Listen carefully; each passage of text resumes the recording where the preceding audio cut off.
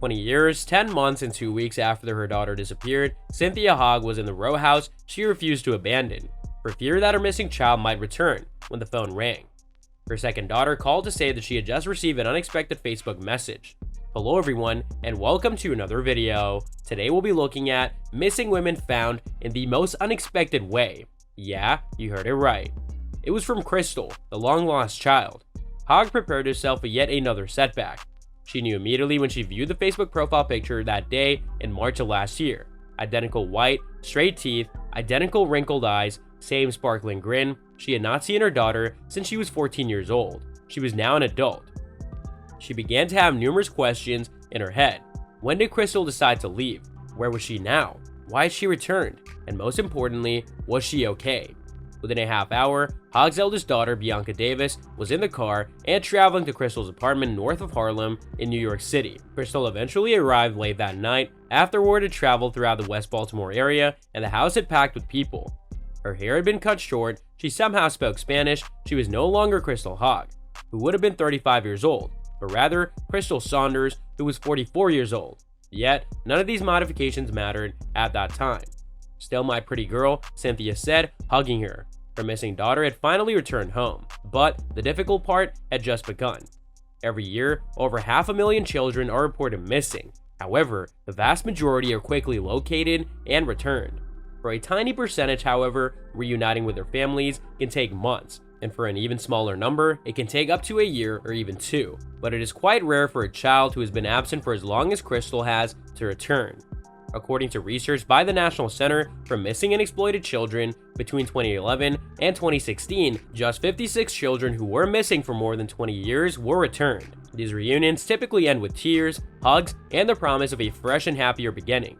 Megan Good, the curator of the Charlie Project, a database of the long-term missing, described it as the fairy tale conclusion.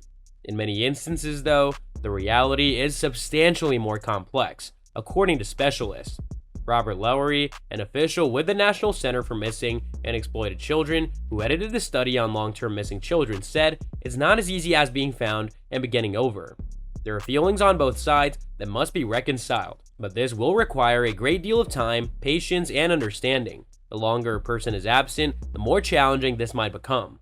In Colorado Springs, Colorado, 60-year-old mother Lori Peterson realized this a decade ago when her son Derek reappeared after 4 years, a troubled adolescent who ran away from a residential treatment center at age 16. He had spent the majority of the past 4 years either on the streets or in North Carolina. In the meantime, Peterson's condition in Colorado Springs deteriorated. The family, convinced he was deceased, conducted genetic tests to determine whether he matched any cadavers. She remarked, "I cried every day on the way to work and all the way home. Then, after everything they had endured, after they had a candle service to finally lay him to rest, he suddenly returned. It was first difficult to forgive him. In some respects, the harm was irreparable." Peterson stated that her relationship with her son is not a traditional mother-son one. "I miss the years in which he transitioned from adolescent to adult, and there are things I do not know about him." The majority of missing children, like her son, are runaways. Yet, not all missing persons had behavioral disorders. Some suddenly vanished without any clue to their family as to why. Some are like Crystal's. On April 26, 1997, it was a Saturday. Cynthia was employed as a cashier at the local supermarket. In those days, she earned only a few dollars per hour, but she was glad that her children always had food on the table and clean clothes. She was constantly working and caring for her children, yet she managed to make it as a single mother. The next morning while at work, she observed her fourth kid, 14-year-old Crystal, smiling as normal. Cynthia knew her as a ray of sunshine, a sweet child who won an award in 5th grade for always complimenting people, enjoying school, and getting along with everyone, including classmates and 3 siblings. Crystal obtained some milk and cereal before seeing her mother. "Stay in the house today," Cynthia recalls telling her daughter, and her daughter agreed. It had been 21 years since the last time she had seen her. In the first few hours after Cynthia got home and discovered Crystal was missing, she contacted acquaintances, family members, and anyone else who could have information about Crystal's whereabouts before alerting the police. Her imagination raced through potential outcomes. Had she been taken captive? Did she run away? She refused, and then, and later, to believe that her daughter had been murdered or otherwise passed away. From that point forward, she searched for Crystal in every female with brown hair.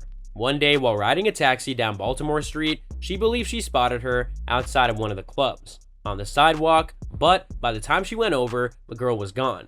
Once more, there she was, this time on the back of a bus that was leaving for who knew where. So that's all for today's video. If you enjoyed it, remember to leave a like, subscribe, and ring that bell icon so that you never miss our upcoming videos. And don't forget to share your thoughts in the comments section down below. Stay tuned, and we'll catch you in the next video.